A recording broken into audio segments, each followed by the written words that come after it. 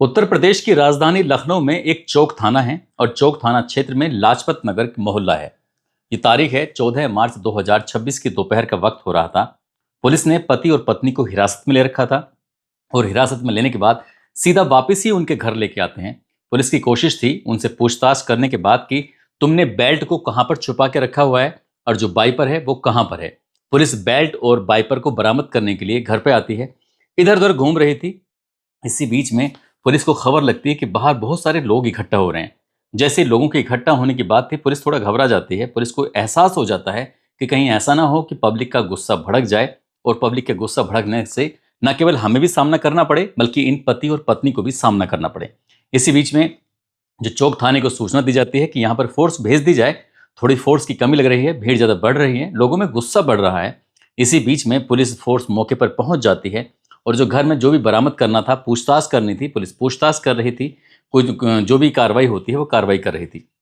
यहाँ से भीड़ का गुस्सा जब बढ़ने लगता है तो कई लोगों ने गेट को फांदने के बाद अंदर को प्रवेश करने की कोशिश की। तब पुलिस को पूरी तरह से ये एहसास हो ही जाता है कि बात बिगड़ सकती है। पुलिस ने लोगों को समझाया और बुझाया, कहा कि देखो, हमने इन दोनों आरोपियों को गिरफ्तार कर लिया है, इनको कड़ी से कड़ी सजा दिलवाएंगे, इस मामले की पूरी निष्पक्ष और ईमानदारी से जांच होगी, आप सभी लोग अपने अपने घर चले जाओ।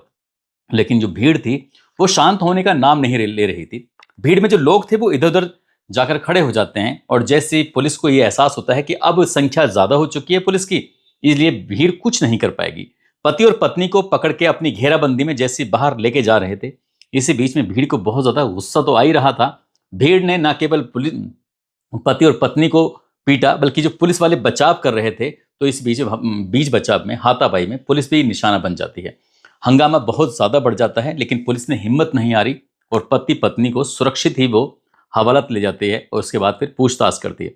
पब्लिक का गुस्सा कुछ इसलिए भी बढ़ रहा था। एक बालक जिसकी उम्र लगभग 4.5 साल या पौने 5 साल के आसपास रही होगी, उस बालक के शरीर पर लगभग 18 चोट के निशान पाए जाते हैं और उसके शरीर में कई हड्डियां थी जो टूटी हुई पाई जाती हैं।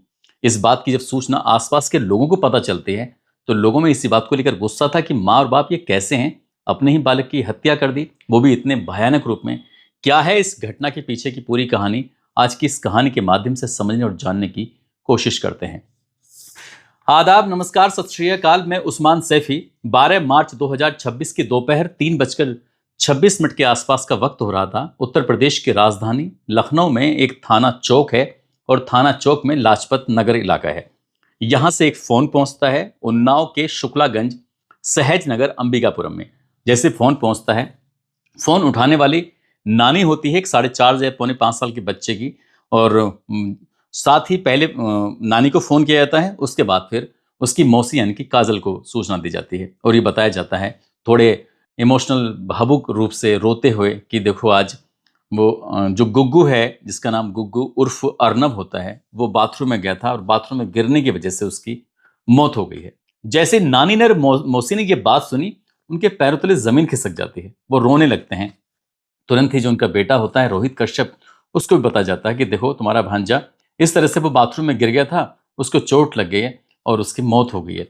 जैसे ही ननिहाल वालों ने ये सूचना सुनी, उन्होंने कहा कि हम लोग बस तुरंत ही चल रहे हैं, आ रहे हैं। करीब करीब 1.5 से 2 घंटे का रास्ता था और जितने जल्दी हो सकते थे वो वहां पहुंचने की कोशिश कर रहे थे। जैसे ही ननिहाल वाले पहुंचते हैं, नानी पहुंचती है, मौसी पहुंचती है और जो लोग थे वो पहुंचते हैं। वहां जाने के बाद जब ननिहाल वाले आए थे कि यहाँ से जो उस लड़के की यानी कि अर्नब उर्फ गुग्गू की जो डेड बॉडी थी उसे लेके जाने लगते हैं अंतिम संस्कार के लिए। इसी बीच में न जाने क्या दिमाग में ख्याल आता है उसकी काजल मौसी के। उसने कहा कि रुको, मुझे देखना है अपने इस बेटे को, जी भर के देखने दो, क्योंकि तुम तो इसे यहाँ से लेके जा ही रहे हो। वो रो रही थी और गिड़गिड़ा रही थी। इसी बीच में जो कुछ लोगों ने कहा कि ठीक है, बच्चा है, देखने दो, वैसे भी इन्होंने बहुत प्यार किया है, इनको बहुत लाड़ प्यार से इन्होंने इसको पाला है, देखने दो। जैसे देखने की कोशिश कर रही थी मौसी, तो उस बच्चे का यहाँ पर एक निशान देखा जाता है। यहाँ निशान था। जब पूछा जाता है ये कैसा निशान है, कि वो गिर गया था, इसको बाथरूम के अंदर टोंटी लग गई थी। कोई बात नहीं, गिर गया था, ये बात तो समझ में आती है, लेकिन यहाँ चोट का निशान कैसा है? जब यहाँ के चोट के निशान के बारे में पूछा जाता है तो कोई बता ही नहीं पाता। अब नानी को भी और मौसी को भी कुछ ना कुछ लग रहा था कि कुछ ना कुछ तो गड़बड़ है। उसके बाद उसके शरीर के अलग हिस्सों को जब देखना शुरू करते हैं तो जो पैर लेफ्ट वाला पैर होता है, एड़ी से थोड़ा सा ऊपर, वो बहुत ज़्यादा मात्रा में कटा हुआ था। ये पूछा जाता है कि ये कैसे कट गया? वो कहते हैं कि जो पतंग का माजा था ना, उसकी वजह से कट गया है। फिर नानी और मौसी को सुकून नहीं मिल रहा था, चैन नहीं मिल रहा था। उनकी दिल की धड़कनें लगातार बढ़ रही थी। अपने ही उस बच्चे को उन्होंने फिर पूरे शरीर को देखना शुरू किया, तो बैक साइड यानी कि पीछे बम पर उसके ऐसा लग रहा था जैसे जले हुए का निशान है, और वैसे बहुत ज़्यादा उसको मारा गया है, पीटा गया है। तभी उन्हें शक हो जाता है पूरी तरह से कि इस बच्चे के साथ यहाँ कुछ ना कुछ हुआ है। उसकी माँ से पूछा जाता है कि क्या हुआ है, तुम ही बता दो। फिर जाके पिता से पूछा जाता है, तुम ही बता दो। ना तो पिता बोल पाता है, ना ही माँ बोल पाती है। मौसी को और नानी को बहुत ज़्यादा गुस्सा आता है। तभी पुलिस से मदद मांगी जाती है। 112 नंबर पर कॉल किया जाता है। चौक पुलिस को जैसे ही सूचना मिलती है, चौक पुलिस मौके पर पहुंचती है और मौके पर आने के बाद पूछा जाता है क्या बात है। तब नानी और मौसी दोनों बताती हैं कि ये हमारा बच्चा है, अर्नब उर्फ गुग्गू जिसका नाम है, जिसकी उम्र 4.5 या पौने 5 साल के आसपास रही होगी। देखो इन्होंने इसकी हत्या कर दी है, देखो इसके शरीर पर कितने चोट के निशान हैं। पुलिस ने जैसे ही सूचना प्राप्त की, उसके बाद उस बच्चे को देखा, और बच्चे को देखने के बाद उसको पोस्टमार्टम के लिए भेज दिया जाता है। पोस्टमार्टम के लिए जब भेजा जाता है तो वहां से ही पता चलता है कि शरीर का ऐसा कोई हिस्सा नहीं था जहां पर चोट के निशान दिखाई नहीं दे रहे थे।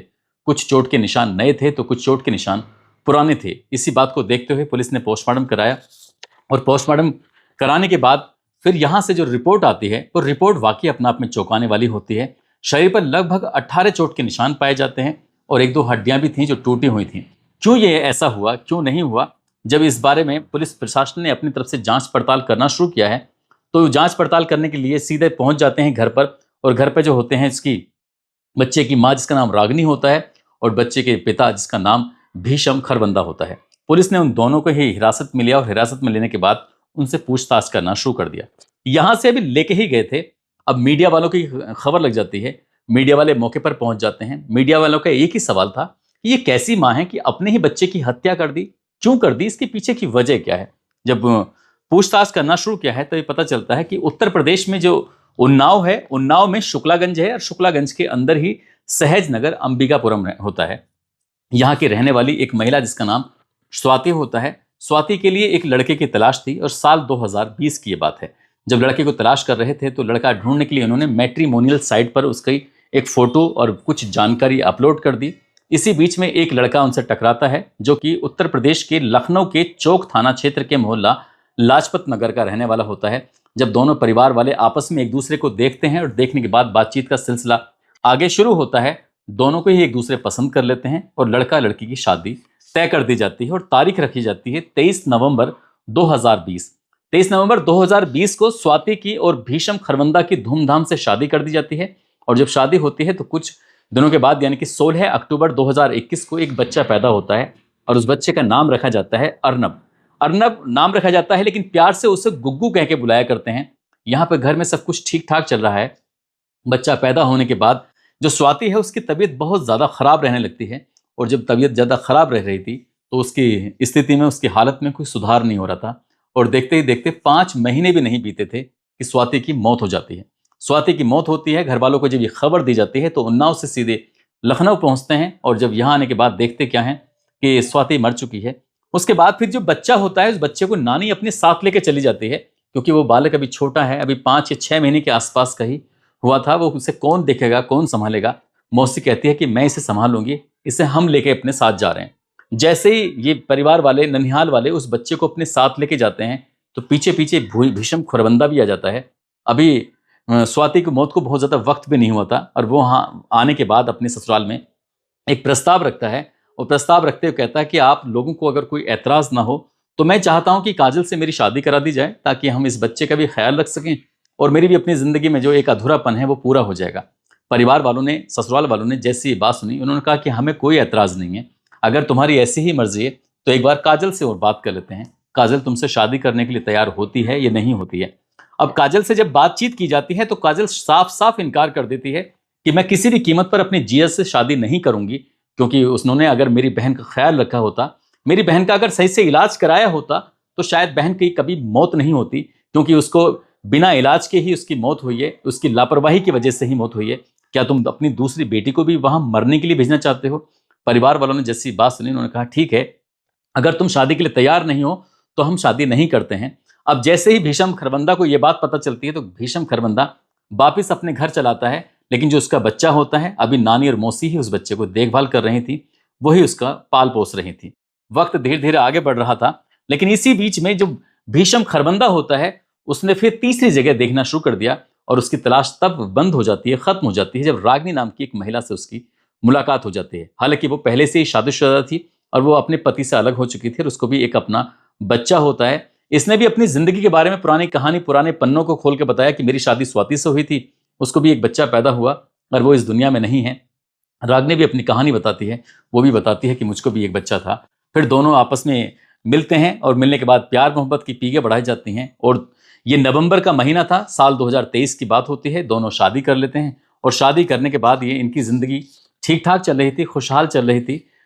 साल 2023 गुजर जाता है, साल 2024 भी गुजर जाता है, साल 2025 आता है।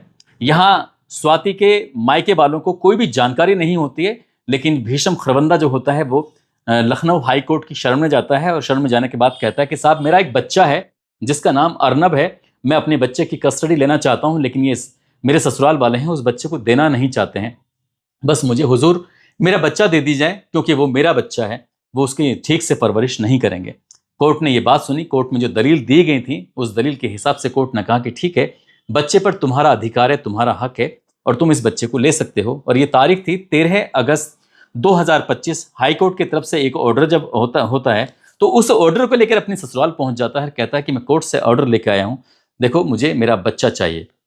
बच्चा अब देना तो उनकी मजबूरी बन जाती है, क्योंकि कोर्ट का ऑर्डर था, अगर कोर्ट की बात ना माने तो कोर्ट की अवमानना हो सकती है, उसके लिए उन्हें नुकसान हो सकता है। नानी ने भी अपने बच्चे को खूब प्यार दुलार किया, मौसी ने भी समझाया, मामा ने भी समझाया। उन्होंने कहा कि इसे थोड़ा ठीक से रखना, ये हमारी बहन का अब आखिरी बारिश है, इसके बाद हमारी बहन की कोई निशानी भी नहीं है। इस तरह की बात अगर होती है तो फिर भीषम सिंह ने बहुत सारे वादे किए कि आप बिल्कुल घबराओ मत, आप बिल्कुल परेशान मत हो, मैं इसे किसी भी चीज़ की परेशानी नहीं होने दूंगा।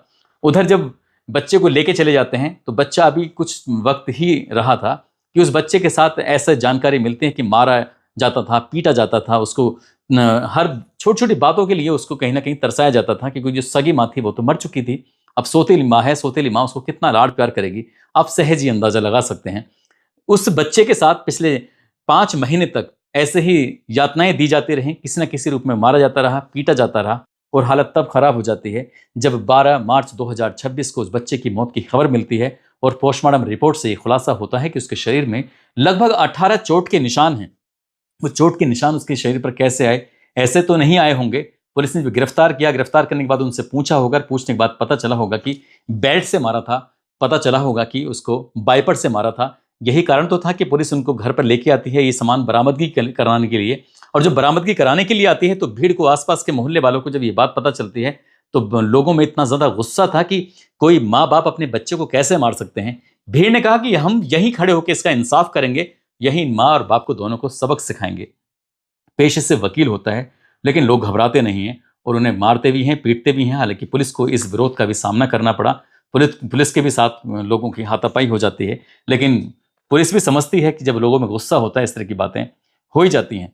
अब मीडिया वालों ने जब ये पड़ताल करना शुरू किया, बातचीत करनी शुरू की, तो यहाँ पर जो दादी होती है, साथ ही जो रागिनी की बहन होती है यानी कि मौसी उस बच्चे की, जब उनसे बातचीत की जा रही थी तो उन्होंने एक ही बात कही कि बच्चा बहुत ज्यादा कमजोर था, जैसे माँ कमजोर थी वैसे ही बच्चा कमजोर था, चलता चलता यूं ही गिर जाया करता था, गिरता था तो चोट लग जाया करती थी, यही कारण है कि इसकी हड्डी भी टूट गई, यही कारण है कि शरीर पर अलग चोट के निशान हैं। एक बार पतंग से कट जाता है तो ऐसा कोई दिन नहीं था जब वो खेलता ना हो और वो गिरता ना हो। इसी बीच में जो मौसी है उसकी, रागिनी की बहन, वो भी यही दलील देती है कि बच्चे की सगी माँ होती और ये बच्चा मर गया होता तो शायद कोई सवाल नहीं करता, लेकिन आज सोतेली माँ है ना, तो इसलिए सोतेली माँ पर तमाम तरह के सवाल कर रहे हैं। उधर जब नानी से पूछा जाता है और मौसी काजल से यानी कि स्वाति की बहन से पूछा जाता है तो उन्होंने कहा कि ये बच्चा हमारे पास लगभग 3-3.5 साल के आसपास रहा, ना तो कभी चोट के निशान थे उसके शरीर पर, न ही वो कभी गिरता था और न ही उसे कभी कोई दिक्कत थी, परेशानी थी। लेकिन जैसे ही वो अपनी दादी के यहाँ आता है, यहाँ आने के बाद उसको 18-18 चोट के निशान कैसे लग जाते हैं,